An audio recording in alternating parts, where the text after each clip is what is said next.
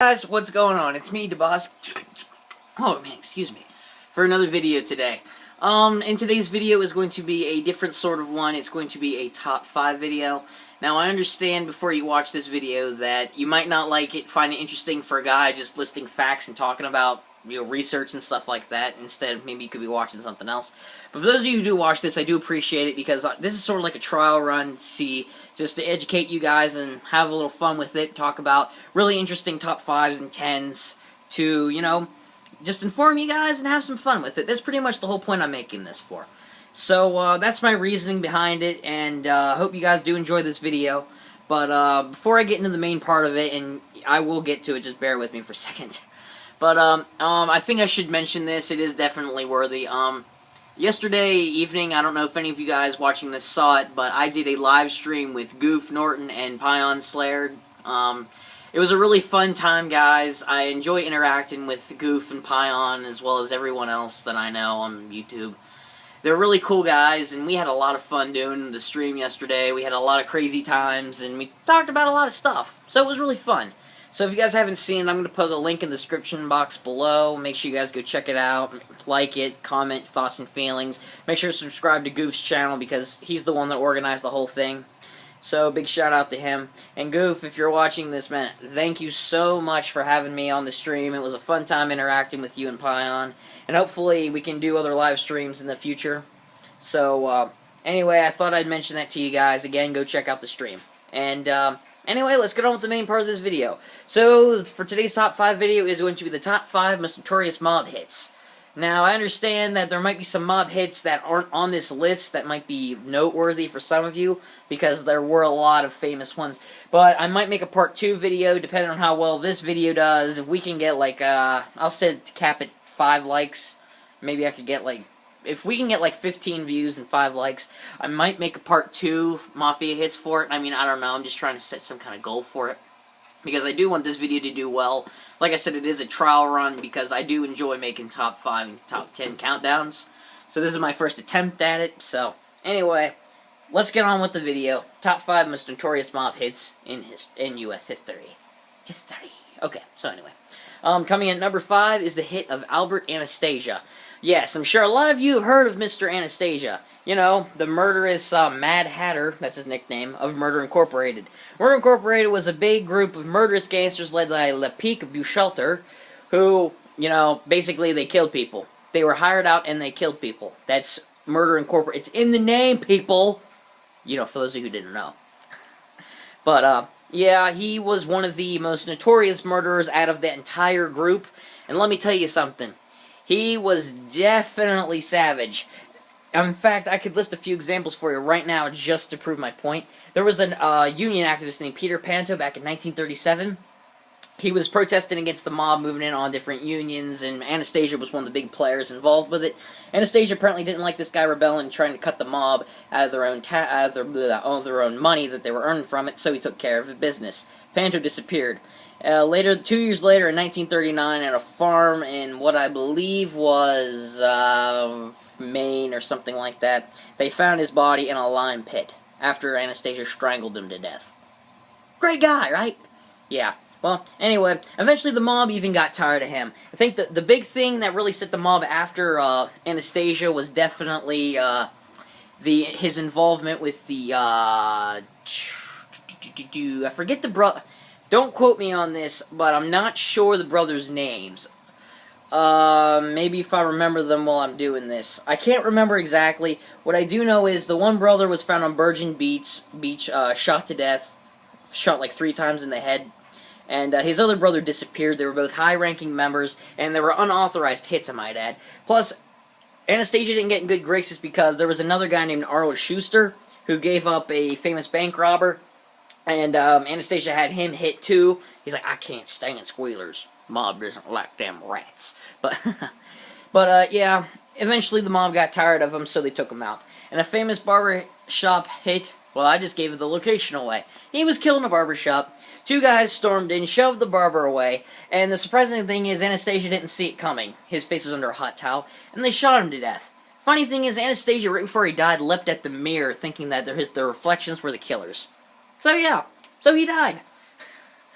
Anyway, guys, on to hit number 4, Joseph Colombo. You guys know him, notorious boss of the Colombo crime family. Definitely one of the higher, I say, flamboyant bosses, not talking about John Gotti.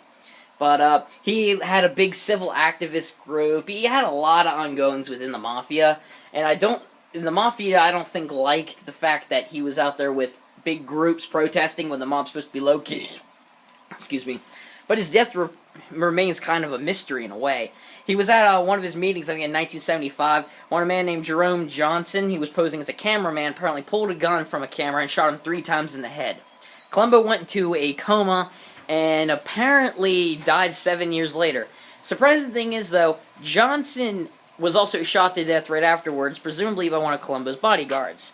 Now, the thing with this is, Jerome had no actual motive to try and kill him, so it doesn't make any sense.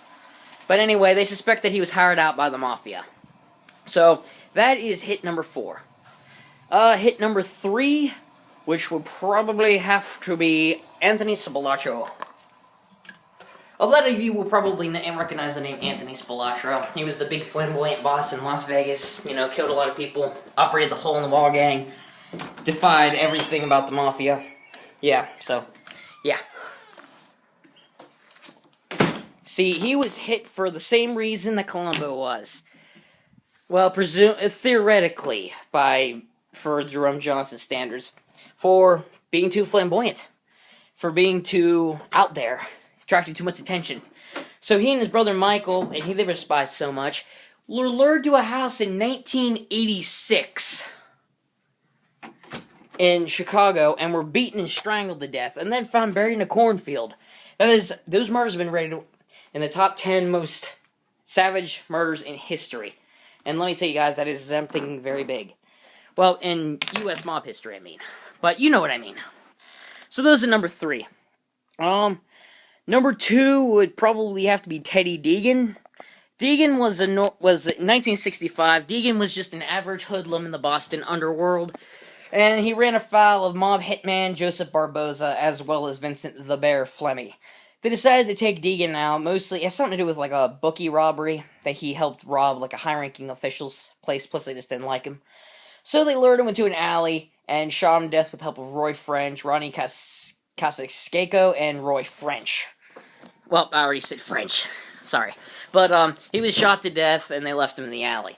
Funny thing is about this, when Joseph Barboza turned informant a few years later, he framed 4 men for it. And he had 6 guys put on trial and convicted. Only 2 of them were guilty. 4 of them weren't.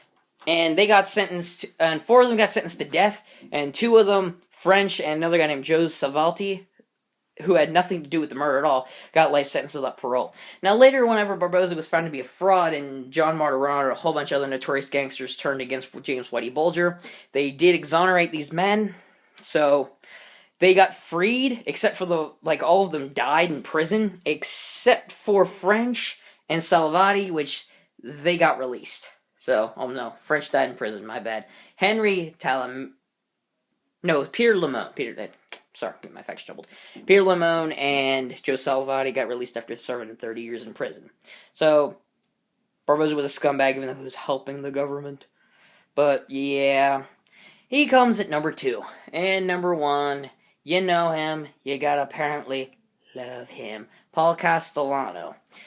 Big boss, the Gambino family. Not gonna go too much into this one because it's obvious. John Gotti had a power play inside the Gambino family and wanted to take over. So one night, he and his Castellano and his friend Tommy Bilotti went for a Spark Steakhouse, where they were shot to death by hitmen sent by Gotti and his underboss Sammy Gravano.